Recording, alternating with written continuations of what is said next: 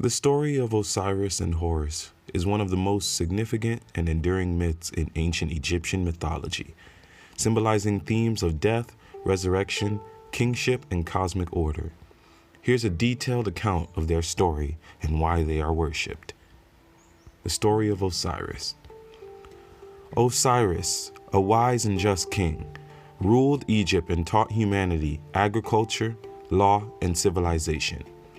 He was deeply loved by his people and married his sister Isis, a powerful goddess of magic and fertility. However, Osiris's younger brother, Seth, grew jealous of his popularity and power. Seth conspired to murder Osiris by tricking him into lying in a coffin, which Seth then sealed and threw into the Nile River. The coffin carried Osiris's body far away, symbolizing his departure from the land of the living. Isis, heartbroken but determined, searched tirelessly for Osiris. When she found his body, Seth discovered it and dismembered it into 14 pieces, scattering them across Egypt. Isis, with the help of her sister Nephthys, her son Anubis, and the wisdom of Thoth, recovered and reassembled Osiris's body. Using her magical powers, she briefly resurrected him to conceive their son Horus, before Osiris descended into the underworld to rule as the king of the dead. The story of Horus.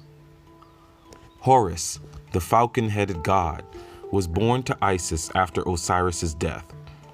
As Osiris's heir, Horus was destined to reclaim the throne of Egypt. Protected by Isis during his childhood, Horus grew strong and prepared to challenge Seth for kingship.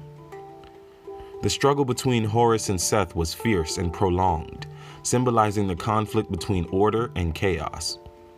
This mythological battle, often depicted as taking place across the heavens, included moments of cunning, betrayal, and trial before the divine assembly of gods. In one tale, Horus and Seth transformed into hippopotamuses and battle in the Nile. In another, Seth gouges out Horus's eye, but it is healed by Thoth, becoming the Eye of Horus, a powerful symbol of protection and restoration. Ultimately, Horus triumphs, proving his worth as the rightful king. The gods declare him ruler of the living, and Horus restores Maat, cosmic order, to Egypt, completing the cycle of succession. Why Osiris and Horus are worshipped. Osiris and Horus are worshipped because they represent universal themes of life, death, rebirth, and the maintenance of order over chaos. Each embodies qualities and aspirations that ancient Egyptians sought in their spiritual and daily lives. 1. Osiris, symbol of resurrection and eternal life, represents the cycle of nature, death and renewal through the Nile's flooding and retreat. As ruler of the underworld, he judges the souls of the dead, ensuring Ma'at is upheld. Worshippers seek purification, moral guidance, and assurance of a blessed afterlife by aligning themselves with Osiris. 2. Horus, represents rightful kingship and divine protection, embodies strength, courage, and victory over chaos. His Eye of Horus became a potent amulet for protection, health, and restoration.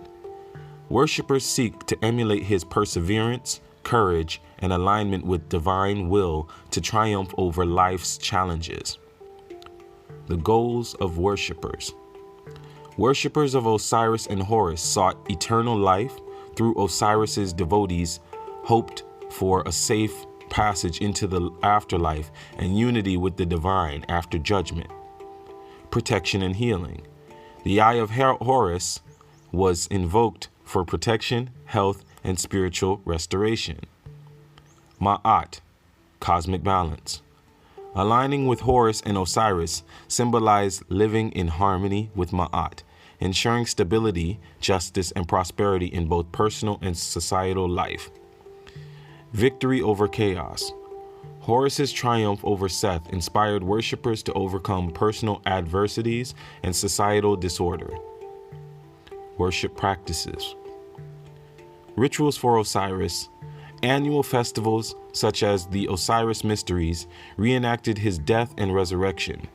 These rituals involved lamentations, processions, and symbolic burial rites to ensure agricultural fertility and cosmic order. Offerings to Horus. Devotees made offerings of food, incense, and precious items, invoking his protection and blessings. Kings often associated themselves with Horus to legitimize their rule and embody his divine power. Temples. Temples like those at Abydos, dedicated to Osiris, and Edfu, dedicated to Horus, were centers of worship, pilgrimage, and community celebrations. The myths of Osiris and Horus served as profound spiritual and cultural frameworks, emphasizing the cyclical nature of existence, the importance of divine order, and humanity's potential for spiritual transcendence.